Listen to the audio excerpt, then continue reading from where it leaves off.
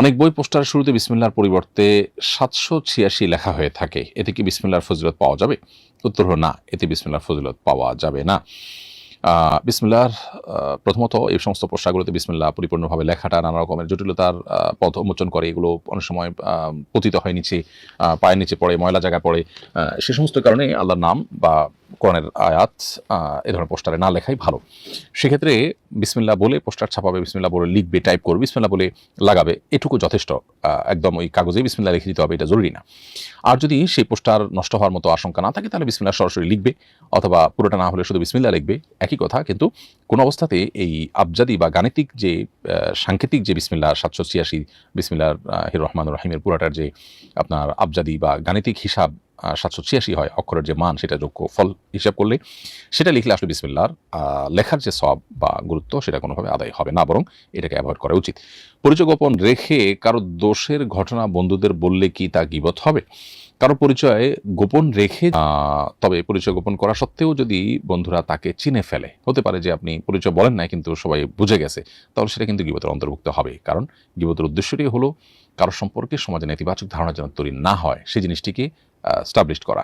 অতএব যদি তারা বুঝেই যায় তাহলে সেই লক্ষ্যটা তো আর হাসিল হলো না, সে মাকসাদ হাসিল হলো না। তো মাকসাদের শরিয়া এখানে বিবেচনা করতে হবে। এরপরে প্রশ্ন হলো বিউটি পার্লারের ব্যবসা করা যাবে কিনা? উত্তর হলো বিউটি পার্লারের ব্যবসা মৌলিকভাবে কোনো হারাম ব্যবসা নয়। সেখানে যদি আপনি বৈধ কোনো কাজ করেন তাহলে সেটা হালাল হবে। ধরুন সেখানে মেয়েদের স্বাভাবিক যে সমস্ত শোভাবর্ধনের কাজ, সাজসজ্জার কাজ সেগুলো করতে পারেন। যে সমস্ত হালাল বিউটিফিকেশনের কাজ আছে সেগুলো করতে পারেন। সেখানে দেখা গেল যে আপনার হাত পায়ের যত্ন, মুখের যত্ন নেওয়ার অনেক সার্ভিস থাকতে পারে যেগুলো শরিয়া অ্যালাউ করে, সেগুলো করতে পারেন।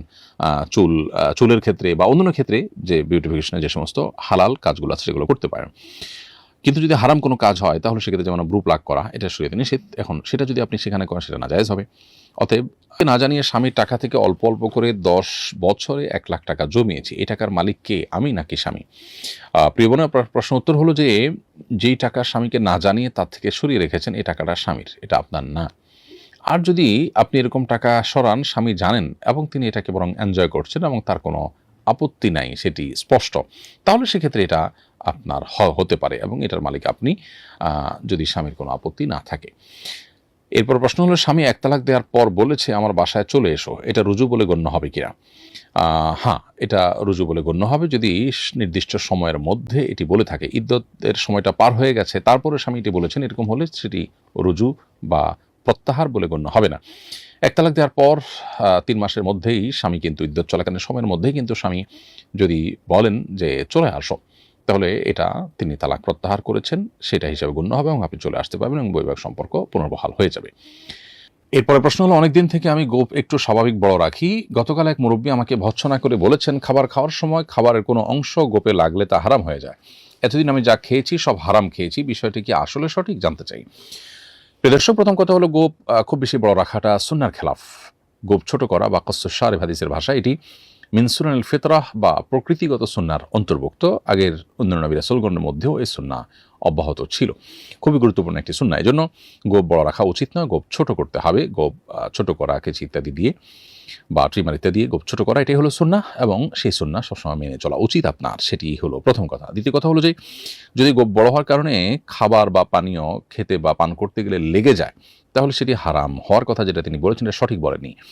বরং কোরআন হাদিসের কোথাও আপনার যদি কোনো খাবার বা পানীয় গোঁফে লেগে যায় সেটা হারাম হওয়ার কথা কোনো ফকিহ বলেননি। তবে কোনো ফকিগণ এটাকে মাকরু বলেছেন। গোঁফ যদি খেতে বা পান করতে গেলে যদি গোঁফে লেগে যায় তাহলে এটাকে মাকরু বলেছেন কোনো ফকিগণ, অন্যরা এটাকে মাকরুও বলেননি এবং সেই মতটি অধিকতর শক্তিশালী মনে হয়। তবে হ্যাঁ, এটি অস্বাস্থ্যকর এবং সন্দেহাতীতভাবে আমাদের এটি অ্যাভয়েড করা উচিত নিজের সুস্থতার প্রয়োজনে এবং অরুচিকর বটে বিধায় সেটি ভিন্ন বিষয়। কিন্তু শরিয়া দৃষ্টিকোণ থেকে এটাকে যেভাবে দেখানো হয়ে থাকে একেবারে হারাম হয়ে যাবে খানাটা, বিষয়টা সেরকম না, বরং মাকরুহ হওয়া নিয়েও ইখতিলাফ আছে।